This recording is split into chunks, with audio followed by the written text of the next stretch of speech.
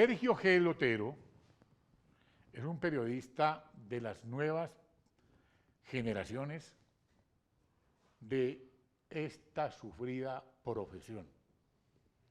Y se ha metido en el campo más minado de que se tenga historia, en el periodismo investigativo, que tiene que ver con la corrupción, que eso no es para cualquiera. Y los resultados se están viendo. Lo de Tony Blair, primero que todo, muy bienvenido a la barbería. Pues William, muchas gracias. Yo estaba en mora de estar aquí para echarme mi corte. Mire, llegué con el pelo hasta largo, Sí. está preciso para Sí. un corte. Sí. Y estábamos en mora de esta peluqueada, ¿no? De esta motilada. Pues sí, pero cuénteme, ¿cómo van a peluquear el presupuesto nacional para darle gusto a tanto mermelado? No, ese ya lo peluquearon, William, por ¿Sí? todos lados. ¿Más? Sí. No, a ese ya no le queda por ¿Y dónde. lo de Isagen qué van a ver con lo de Isagen? Y lo de pues? Isagen, son preguntas y temas importantísimos para este año, temas que estamos investigando y que le tenemos la lupa pero encima a esos temas. Son muchos los temas que hemos venido investigando. Por fortuna tenemos un espacio muy importante que es precisamente un espacio radial, La Hora de la Verdad, con el doctor Fernando Londoño. Creo que desde ahí hemos tenido una tribuna que nos ha permitido, sin censura alguna, adelantar todas las investigaciones que hemos querido adelantar y parece que lo hemos hecho bien. Con uno que otro apagón. Con uno que otro apagón y entonces una que otra llamada que se cae y que nos cortan, una que otra antena que deciden pues que no debe seguir transmitiendo nuestras ondas. Claro. ¿No? Por allá en Manizales, no, es que En hay muchos intereses. La quitaron. Sí, la voz de Anserma, hay en muchos la intereses. Universidad Autónoma también la quitaron. Pero no nos callan y no nos callarán. Y mire, así como este programa que se ve por internet, tanta gente viendo este programa por internet, lo mismo pasa en radio, muchísima gente bajando los audios, descargando las entrevistas, oyéndonos en vivo a través de internet. Entonces creo que pues, los espacios están, hay que aprovecharlos y creo que los estamos aprovechando bien para hacer periodismo de verdad, serio, periodismo sin mermelada y periodismo de investigación, que es lo que necesita este país. La gente se pregunta, bueno, ¿de dónde salió Sergio Gel? ¿Quién es Sergio Gel? Sergio Held es un millennial. William, así es como se llama ahora. ¿Qué? Sí, es mi generación, es la generación que está tomando las riendas ya, es la generación que está asumiendo pues, las responsabilidades de llevar el mundo hasta que la siguiente generación tenga que asumir. Nací en Bogotá, soy joven, tengo 30 años, pero a pesar de mi juventud, pues ya tengo 7 años de casado.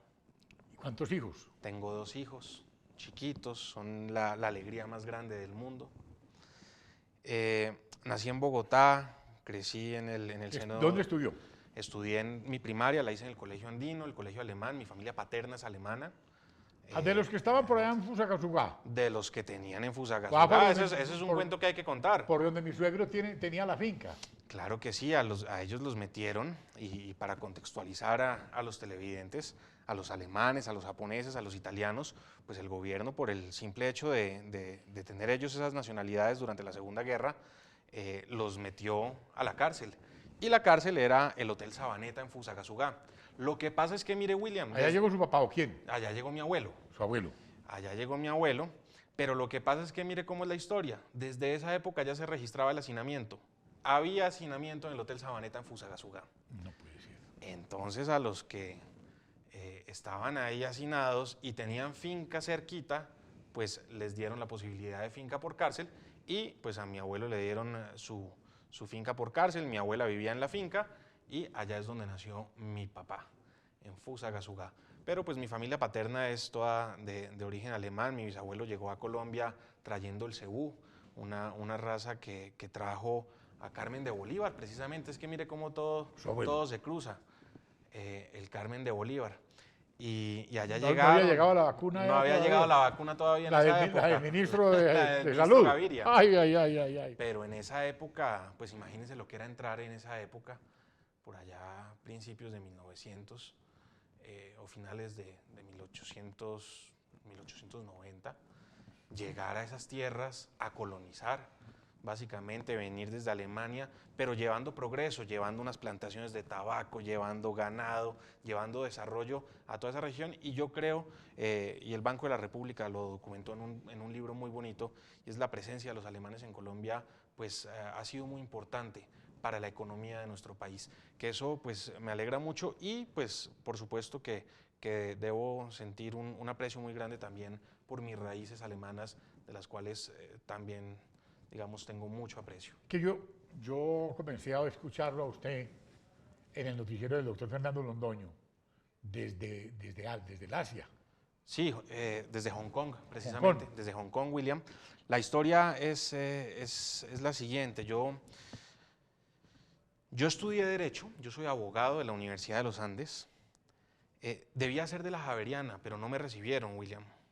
No me recibieron en la Javeriana porque en la entrevista me preguntaron, bueno, ¿y usted por qué quiere estudiar Derecho? Y yo desde esa época lo tenía claro, porque en el Gimnasio Moderno tuve la oportunidad de acercarme a la radio, de acercarme a la televisión. Yo sabía que quería ser periodista, pero no me gustaba el pensum de la carrera de comunicación. Creía, y lo sigo creyendo hoy en día, que debía estudiar una carrera con un peso importante, que me diera unos conocimientos y unas bases que me permitieran después ejercer el periodismo. Y así lo hice. ¿Qué pasó en la Javeriana? Que me dijeron, bueno, ¿por qué quiere estudiar Derecho? Les dije, porque quiero ser periodista. Me dijeron, no, se equivocó de facultad, vaya al lado. Terminé estudiando Derecho en la Universidad de los Andes y después estuve metido en política. ¿Y? En Bogotá. Fue edil. Fui edil de Usaquén, estuve haciendo política en Bogotá de la mano de Marta. Pero ¿quién hace política? Esa política la venden hecha en Colombia. No, Eso lo venden hecho. Yo creo que hay unos espacios y... El doctor Santos vende eso. No, pero... A los congresistas. Sí, pero yo creo que hay unos espacios que se pueden... que los jóvenes además deben conquistar y fue una experiencia muy interesante, ¿no? Haciendo política en Bogotá de la mano de la doctora Marta Lucía Ramírez, a quien le guardo todo mi cariño, todo mi respeto. Me estuvo apoyando en una campaña muy difícil, William, porque a mí me dio cáncer en plena campaña. ¿Te dio cáncer? Yo tan joven? Yo tan joven. Tuve que enfrentar un cáncer muy difícil, una cirugía, las quimioterapias y eso en plena campaña además. La doctora Marta Lucía Ramírez me apoyó todo el tiempo y a ella le debo toda mi lealtad, todo el cariño y todo el respeto por ese respaldo que me dio. Pero después, digamos, del ejercicio del edilato, pues yo mantuve la idea de hacer periodismo. Yo sabía que mi objetivo en la vida tenía que ser el de hacer periodismo y emprendí una maestría en Hong Kong, desde donde el doctor Londoño, claro, en Hong Kong. ¿Y qué? ¿Y allá cómo hace usted para comunicarse? No, en inglés, William, en inglés. ¿En inglés? Hong Kong es como la Nueva York de Asia, es encantador. ¿Sí? Y el doctor Londoño me abrió el espacio, un espacio muy interesante. Yo daba noticias de Asia, noticias económicas sobre todo, de Asia en la hora de la verdad, en el 2012, justo por esa época del atentado. Ajá, cuando el atentado usted estaba en Asia. Claro, yo estaba en Asia. ¿Qué sintió usted allá cuando eso? Un dolor profundo, ese 15 William. de mayo. Eso fue un dolor profundo. Ya llegaron las imágenes de televisión y todo. Pues, William, lo que pasó es que a mí me despertaron porque Hong Kong está 13 horas más adelante. Yo ya estaba durmiendo a la hora del atentado y me llamó mi hermano y me dijo, métase a internet, mire lo que está pasando, le acaban de poner una bomba al doctor Londoño. Y fue un golpe muy duro, estando fuera del país, pensando en volver al país además a hacer periodismo, en medio de mi maestría para legitimarme como periodista, ¿no? Decía, bueno, y ahora yo termino la maestría, ¿y qué voy a hacer? Voy a volver a una Colombia en donde estas son las condiciones que hay para hacer periodismo, estas son las condiciones que hay para opinar. Me golpeó mucho, fue muy duro, pero bueno, creo que pues afortunadamente el doctor Londoño sobrevivió. Bendito sea Dios, porque y si no, esto sería... Y ha venido dando, estaríamos peor que en Venezuela ya. Y ha venido dando una batalla muy importante y me alegra y me enorgullece poder dar esa batalla de la mano del doctor Londoño. Esa batalla usted la viene dando dentro de un periodismo investigativo, económico, serio, responsable. Como quiera que hubo un proceso electoral en Londres. Y eso coincidió con una investigación que usted hizo sobre Tony Blair. Sí, señor. Cuéntenos bueno, a ver. Pues vuelvo a Colombia y empiezo a hacer periodismo económico, sobre todo ha sido una escuela muy importante la que he hecho con el doctor Londoño en materia económica. Creo que le estamos dando al punto que es, estamos poniendo sobre la mesa los temas, los grandes temas económicos que la gente está dejando de lado, aunque ya la están empezando a sentir. La gente ya está diciendo, uy, ¿cómo es esto de la inflación? Uy, pero el mercado, ¿por qué está tan caro? Y nosotros venimos Claro. advirtiendo y venimos Es advirtiendo. que los huevos y lo estaban hace venimos- 2 meses a 500 pesos y ya están a 1.500. La leche, una cajita de leche costaba 2.000 pesos, ya está costando 3.000. No, Bueno, usted es testigo, William, de cómo hemos venido advirtiendo que esta situación se nos venía encima. Y muy pocos medios el dólar. lo han hecho. El dólar, esta devaluación en la que estamos, William, es que han sido muchos fenómenos. Entonces empezamos a trabajar en el periodismo económico, pero también a meterle la ficha al periodismo investigativo, a cruzar datos, a pedir información oficial. A mí no me gusta, y yo lo digo, yo soy periodista, yo no soy una agencia de relaciones públicas del gobierno. Yo no trabajo para hacer quedar bien al gobierno. Yo trabajo para destapar las verdades que el gobierno no quiere que se conozcan, William. Pero ese señor que está ahí de presidente, bolivariano él, Juan Manuel Santos, Juanpa, como le gusta que le digan a él, no dice que era periodista. Pues, ¿dónde está la libertad de prensa? Pues William, digamos que uno la ve muy restringida y la ve restringida a veces porque quizá uno sienta que no puede opinar, ataques que se hacen desde las redes sociales a la gente, Pero los robots, ¿no? Pero Ahora usan los afortunadamente robots. redes sociales. Bueno, las redes sociales son un vehículo buenísimo para denunciar. ¿Cuántas denuncias no nos llegan además a través de las redes sociales? Pero a veces uno siente que hay dificultad para ejercer el periodismo, sobre todo, por ejemplo, cuando uno ve cómo a los otros medios de comunicación los llevan, los invitan, les pasan la información, no sé qué. A nosotros pues nunca, y no es lo que queremos. Nosotros no queremos estar lagarteando en las oficinas de gobierno. Nosotros queremos es la información cruda y dura. ¿Y cómo la hacemos? Solicitándola. Pero hay que saber pedirla y para eso las bases de derecho me han funcionado muy bien. Creo que hemos dado unas peleas por conseguir información que han sido fundamentales. El tema de Tony Blair que usted señalaba, William, ¿cómo es lo de Tony Blair? A ver, pues. Tony Blair llegó, se instaló en Colombia a través de Tony Blair Associates, su firma, mediante la cual pues, pretendía prestar al país una asesoría en materia de regalías, una asesoría gratuita, lo cual nos llamó la atención. Tony Blair trabajando gratis, William. Ay. Nadie lo da gratis. Bueno, le dieron sus oficinas en Planeación Nacional, en el corazón de Planeación Nacional. ¿Planeación? Ah, Para tener acceso a la información privilegiada. Pregúntele a Simón Gaviria. Ah, Simoncito, el que no sabe leer ni escribir. Bueno, pero sí supo leer y escribir este contrato, un contrato de confidencialidad además, con unas cláusulas de confidencialidad que ¿Y no cómo se permitían. consiguió usted esa información? Pataleando, William, pataleando ante las entidades, pataleando ante Planeación, exigiendo como ciudadano colombiano que me pasaran la información. Y creo que la estructura jurídica que logramos realizar para que nos dieran pues, esa información pues fue muy valiosa y nos permitió acceder precisamente a esos contratos rotulados como confidenciales, rotulados así por Tony Blair, pero después cruzamos información que venía de Londres, información del Reino Unido en la que nos dimos cuenta que ese contrato gratis no era, que había alguien pagando porque Tony Blair estuviera aquí. ¿Quiénes? ¿Los países? ¿Los árabes o qué? Los árabes estaban muy interesados en que Tony Blair le hiciera una banca de inversión. ¿Qué? Entonces, cortico, ¿no, William? Tranquilo, pues es que se trata de que, así decía Tony Blair, cortico, ¿no? Cortico. Sí. Y entonces, logramos conectar los puntos y descubrir que en verdad se trataba de un negocio de los árabes. ¿y el doctor Fernando Londoño qué le dijo a usted toda esa vaina? Bueno, Pues trajo toda esa información al fue una noticiero. información muy apreciada, muy valiosa. Hicimos un reportaje bastante importante sobre eso. Inclusive lo presentamos a los premios Simón Bolívar, pero lamentablemente no, no, porque no quedó ahí adentro. No, pues ¿cómo va a quedar, por Dios? Pero llegó a Londres.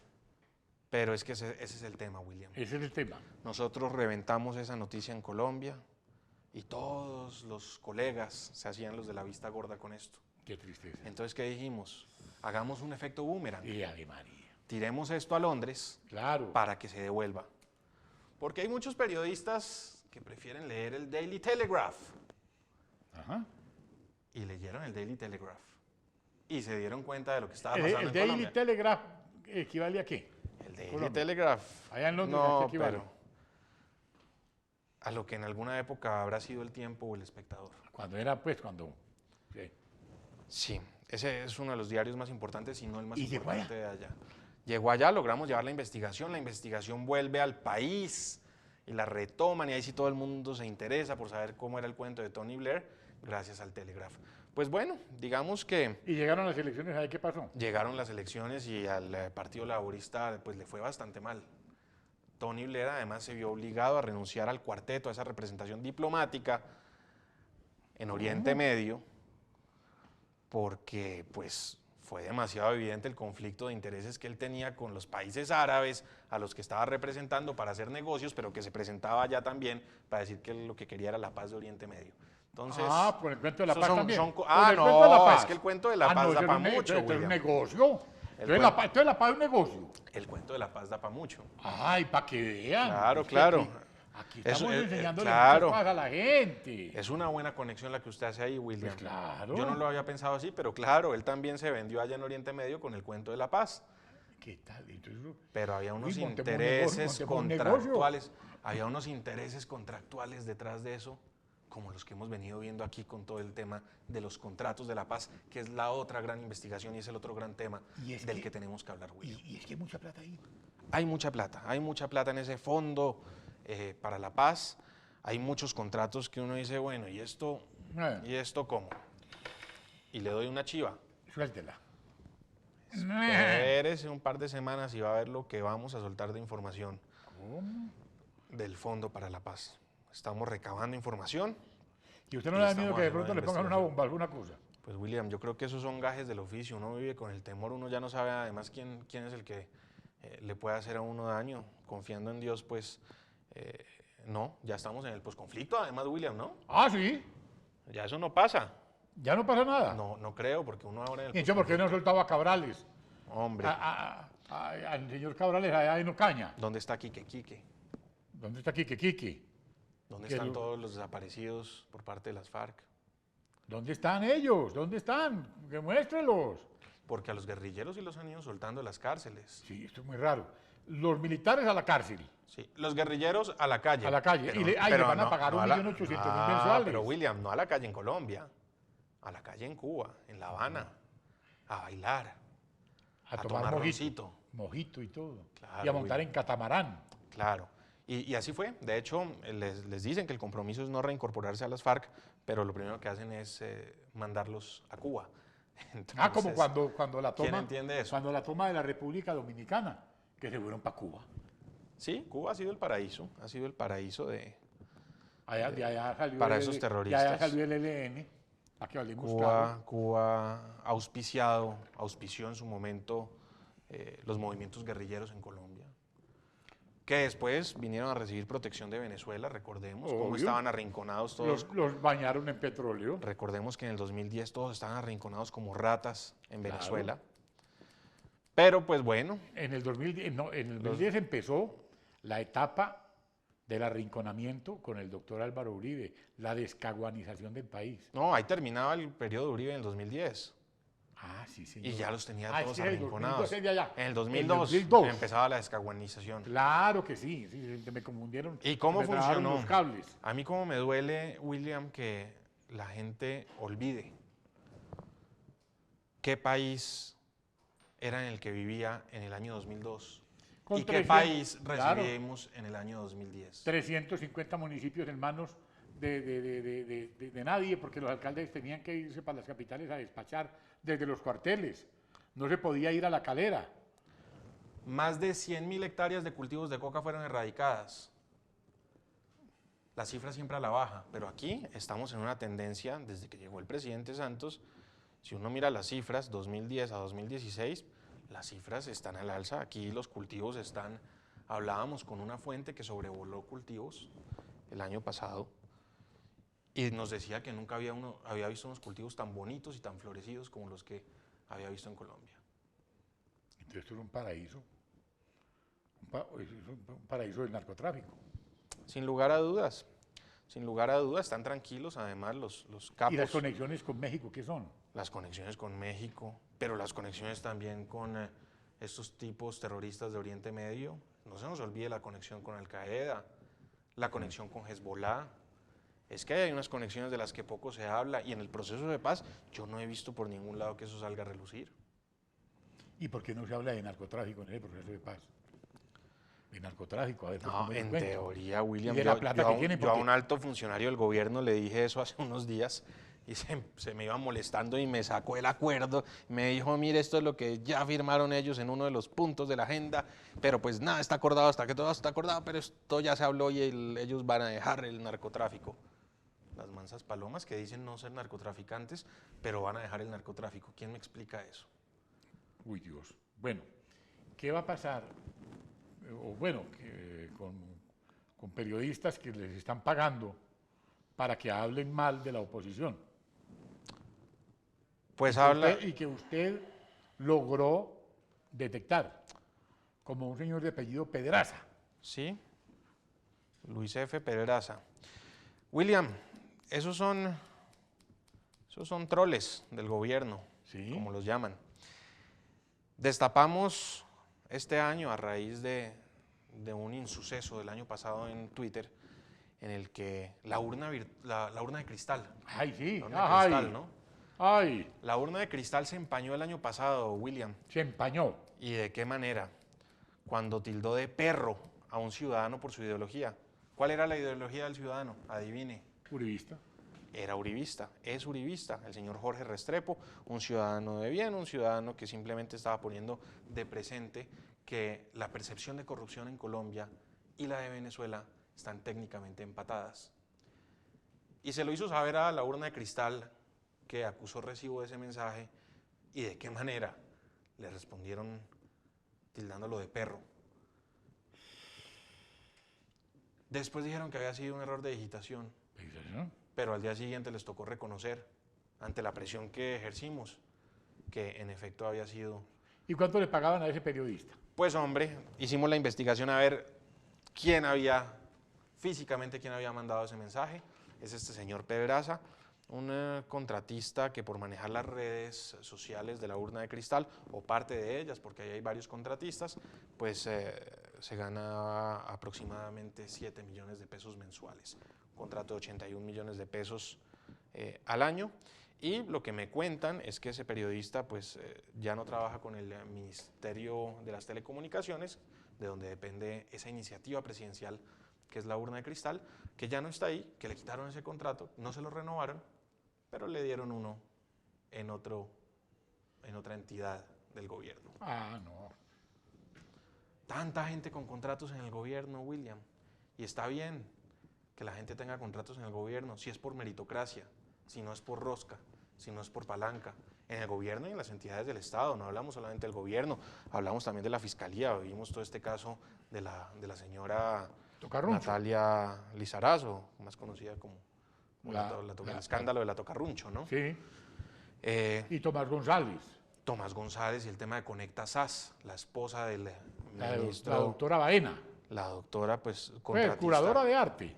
Contratista de La Paz, y por ahí un periodista, colega nuestro, que también ha hecho unas investigaciones muy importantes, Gustavo Rugeles. Ese es un valiente. Qué valiente periodista, qué buen periodista, y qué investigaciones las que ha hecho. Por ahí ya destapó también Gustavo un giro que se hizo desde el Fondo de la Paz a nombre de Tomás González, a la cuenta de Tomás González. ¿Y eso como por qué? Bueno, pues son preguntas que quedan, pero también el tema de los contratistas, William, para no perder el horizonte. Sí. Destapamos hace poco el contrato de la nuera del senador Horacio Serpa en el gobierno nacional. Es que ella también le tocó un poquito de mermelada. El 28, me parece que eso fue el jueves 28 de enero. Sí. Usted denunció eso por la hora de la verdad. Lo denunciamos al aire. Un contrato de 4 millones mensuales en la Superintendencia de Servicios Públicos. Y los hijos de los expresidentes también. Sí, se refiere usted al caso de Miguel Samper Strauss, hijo del expresidente Ernesto Samper, quien después de haber sido viceministro de Justicia, después de haber campañado con Clara López para la alcaldía de Bogotá, pues se ganó sus contratos en la Fiscalía General de la Nación. Contratos que en menos de un año sumaron 435 millones de pesos. Hombre, el doctor Miguel es una buena persona, lo conozco, es una buena persona, es un profesional serio y preparado, pero la pregunta es, ¿y por qué él? ¿Por ser hijo de un expresidente? No sé si el país deba plantearse, como lo planteaba también un colega nuestro, José Manuel Acevedo, si el país deba plantearse este problema ético, William. Es que los familiares contratando con el Estado, los familiares en puestos del Estado, la esposa de un viceministro trabajando también en otro ministerio, pero hemos visto casos de las ministras trabajando juntas, hemos visto casos... El hermano del ministro de Hacienda. El cuñado del presidente Santos siendo consejero presidencial.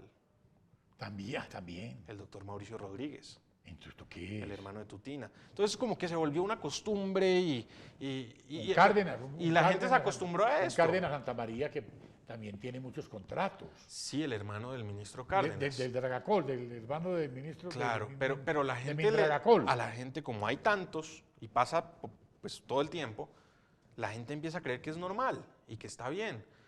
Y quizás sea legal, William. Quizás sea un tema que es legal, es una contratación legal. Sí. Pero la pregunta que es ético? El sector privado es muy grande. ¿Por qué no trabajan en el sector privado si ya hay en el sector público? ¿Por qué sacó Santos a la señora del ministro de Transporte y no saca al ministro de Minas? De la señora de Miguel Peñalosa. Más aún. A Miguel Peñalosa lo sacaron por tener nexos, o dijeron que tenía ahí a la señora ejerciendo la profesión de abogada, y lo sacaron en 3 días. Y a Tomás González lo tienen ahí. Bueno, pero es que tienen a muchos, William. ¿Cuál es la diferencia entre el escándalo de Otálora y el de Palomino? Pues... Preguntémosle a Vicky Dávila, que ella sabe muy bien de todas esas cosas. Han hecho una gran investigación en la FM del tema de la policía. Claro. Pero uno ve que pues Otálora sí se cae, pero Palomino, con el respaldo del presidente, sigue ahí. Y las denuncias son... Pero Palomino... Las denuncias que hay en la Policía Nacional son de acoso sexual también. Perdone, pero Otálora no es respaldado por Yamid Amad y por Simón Gaviria. Pues William, lo cierto es que fue el que lo postuló. El portal de noticias Quién y Qué publicó en su momento que Yamid Amad en el restaurante Criterion había agasajado en el día de su cumpleaños a Otálora, justo cuando le reventó el escándalo. Ahí le estalló. Con la señora Cristancho, entonces, con la señorita Cristancho. Entonces, pues bueno. Bonita la niña, ¿cierto? Muy bonita ella, pero merece toda la protección y todo el respaldo de la sociedad, porque ese tipo de actuaciones como la de Otálora, pues no se deben ver y no se deben repetir en ninguna entidad del Estado ni en ninguna entidad privada, por mucho que se diga que eso pasa y pasa en muchos sitios, William. Este es el periodismo valiente que está saliendo en Colombia a pesar de la mordaza que se quiere implementar por cuenta de la mermelada. Periodismo como el que en su momento hizo Orlando Sierra desde Manizales y que le costó la vida. Un periodismo independiente en cabeza de un hombre joven, de un hombre que tiene carácter, un profesional de 30 añitos con 2 hijitos de brazos y que le está entregando con pasión, con sinceridad, con lealtad, todo a Colombia. Hijo de alemanes, de gentes que también les tocó vivir la calle de la amargura, pero que aquí está, al pie de la gran batalla anticorrupción en Colombia, que es peor que todo. La corrupción es peor, es el peor cáncer que puede padecer una democracia. Es el peor mal que afecta a la sociedad, William. Y déjeme anticiparle investigaciones que vienen para este 2016. Allá. Pero es que ya estamos trabajando el modo Tutaina, lo dejamos ¿Sí? a un lado hace rato, William. Yo creo que ni me alcancé a montar en el modo Tutaina para celebrar la Navidad como corresponde por estar precisamente haciendo estas investigaciones.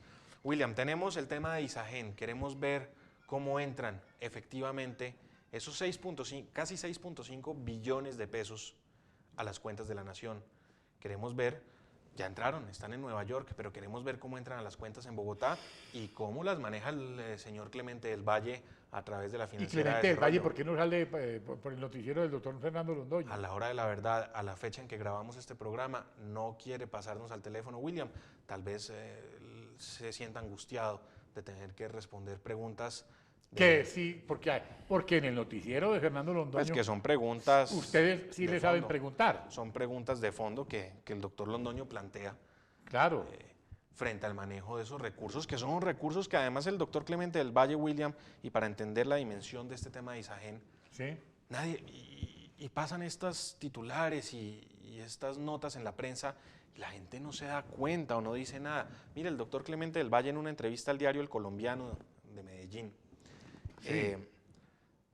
le preguntaron que si toda la plata iba para las vías 4G, como en teoría, Eso fue como pues esa es la... como el 16 de enero, una cosa así. Eso fue en enero, ¿Sí? una entrevista que le hacen en El Colombiano.